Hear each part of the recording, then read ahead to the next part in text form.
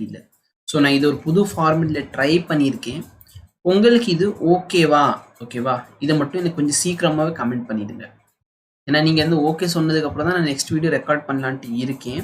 அதனால் இப்போ நான் இது ஒரு மெத்தடில் ட்ரை பண்ணுறேன். ஓகேவா, ஸோ இது உங்களுக்கு ஓகே அப்படின்னா நீங்கள் கமெண்ட் பண்ணுங்கள், நான் சொல்லிடுறேன். இந்த மெத்தடில் இருக்க ஒரே ஒரு ப்ராப்ளம் என்ன அப்படின்னு பார்த்தீங்கன்னா, நான் சப்போஸ் இந்த மெத்தடில் எழுதுறேன் அப்படின்னா என்னால் இது நோட்ஸாக கொடுக்க முடியாது. ஏன்னா நான் எழுதிட்டு ரப் பண்ணிடுவேன்.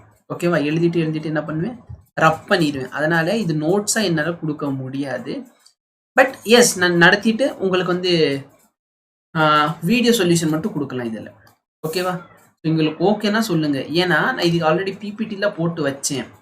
பட் இந்த பிபிடியில் பார்த்தீங்கன்னா இது ரொம்ப சின்ன சைஸில் வருது. சரியா, ஸோ நான் அதுக்கு வேணா காமிச்சிடுறேன் பிபிடி. இப்போ இந்த இடத்துல பார்த்தீங்கன்னா இதுதான் பிபிடின்னு வச்சுக்கோங்க. பிபிடியில் பார்த்தீங்கன்னா இப்படி தான் வருது.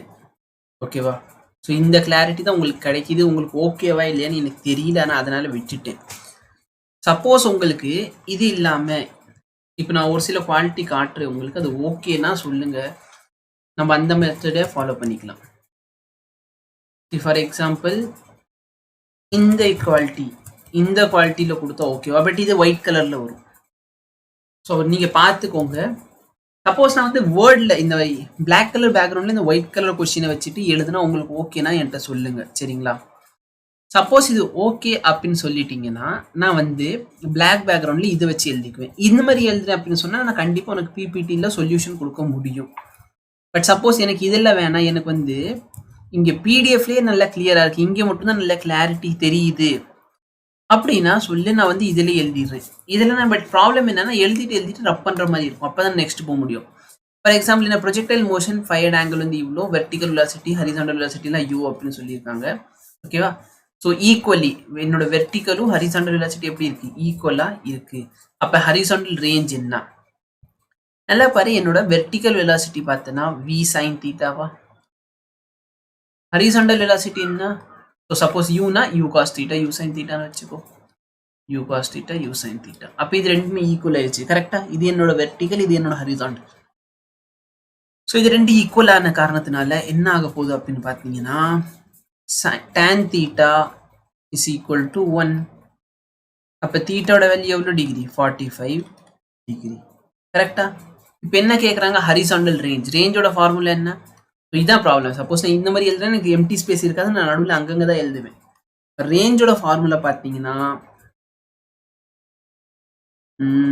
u square sin 2 theta by ஜின்னு இருக்கும். கரெக்டா, இப்போ நல்லா பாரு, தீட்டோட வேல்யூ 45, அப்போ sin 2 தீட்டா, அப்போ sin 2 × 40 எப்படின்னா 90, sin 90னா 1, அப்போ u ஸ்கொயர் பை ஜி. இப்போ நான் இதை மார்க் பண்ணிட்டு இப்போ நான் நெக்ஸ்ட் கீழே போறேன்னு வச்சுக்குவோமே, இதில் கொஞ்சம் ப்ராப்ளம் எல்லாம் இருக்கும்.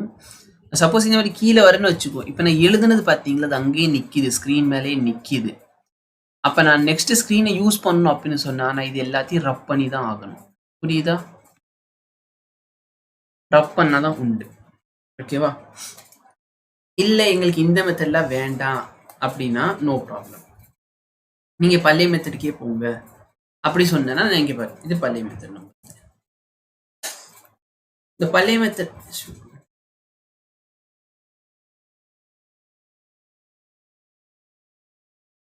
ஓகே, இந்த பழைய மெத்தட்ல உனக்கு பிளாக் கலர் ஓகேனா சொல்லு, இல்லைனே எங்களுக்கு white colour okay. But white கலர்னா வந்து எல்லோ இங்க் வச்சு எழுத முடியாது. ஸோ ஒயிட் கலர் மேலே நான் ரெட் இங்க் யூஸ் பண்ணிக்கிறேன், கீழே வரப்ப நான் எல்லோ இங்க்கு மாற்றிக்கிறேன். இது ஓகேனா சொல்லு, நான் இந்த மெத்தடை ஃபாலோ பண்ணிக்கிறேன். உனக்கு ஃபர்ஸ்ட் வேணும் அப்படின்னா நீ பிடிஎஃப்ல எழுதுங்க அப்படின்னு சொல்லி கமெண்ட் பண்ணு. சரியா, பிடிஎஃப்ல எழுதுனா இப்போ ஃபர்ஸ்ட் காமிச்ச பற்றியா அந்த மெத்தட். ஆனால் அதில் பார்த்தேன்னா நான் உனக்கு சொல்யூஷன் வந்து வீடியோவாக கொடுக்க முடியுமே தவிர ஒரு சாஃப்ட் காப்பி எழுதி வச்சது கொடுக்க முடியும். ஃபார் எக்ஸாம்பிள் இதுக்கு நான் நெக்ஸ்ட் ஸ்லைட் போறேன்னு வச்சுக்கோ, போன ஸ்லைட்ல இருந்து அப்படியே இருக்கும். அப்போ இதை நான் உனக்கு ஷேர் பண்ணலாம், அப்போ உனக்கு வேணுங்கிறப்ப நீ இதை ரெஃபர் பண்ணிக்கலாம். ஆனால் சப்போஸ் நான் வந்து அந்த மெத்தட் ஃபாலோ பண்ண என்னால் இந்த மாதிரி நோட்ஸாக கொடுக்க முடியாது. நெக்ஸ்ட் பார்த்தோன்னா செகண்ட் டாப் என்ன அப்படின்னா, பிளாக் கலர்ல தான் வேணும் அப்படின்னா இந்த குவாலிட்டி கொஞ்சம் கம்மியாக இருக்கும். ஆனால் ஒயிட் பேக்ரவுண்டு எங்களுக்கு ஓகே அப்படின்னா இந்த குவாலிட்டி கொஞ்சம் பெட்டராக இருக்கும். ஸோ நீங்கள் ஃபோனில் பார்க்குறீங்க, ஃபோனில் பார்க்குறப்ப உங்களுக்கு எப்படி இருக்குது, இது பெட்டர் அப்படின்னு டிசைட் பண்ணி சொல்லுங்கள். ஓகேவா, ஸோ கண்டிப்பா இந்த சாட்டர்டேக்குள்ள சொல்லிருங்க. அப்பதான் நெக்ஸ்ட் வீடியோ ரெக்கார்ட் பண்ண முடியும். ஸோ உனக்கு வந்து பிடிஎஃப்ல ஓகேவா, பிபிடி வித் பிளாக் பேக்ரவுண்டா, அதாவது பிளாக் பேக்ரவுண்டா PPT with black type question, இல்ல பிபிடில ஒயிட் கலர்ல கொஸ்டின் வேணுமா, இது மட்டும் சொல்லு. பிடிஎஃப்னா 1ன்னு கமெண்ட் பண்ணிடு. பிளாக் பேக்ரவுண்ட் இந்த இது வேணும்னா 2, இல்ல இது வேணும்னா 3ன்னு கமெண்ட் பண்ணு. சரியா? எது உங்களுக்கு வேணுமோ அதை கமெண்ட் பண்ணுங்க.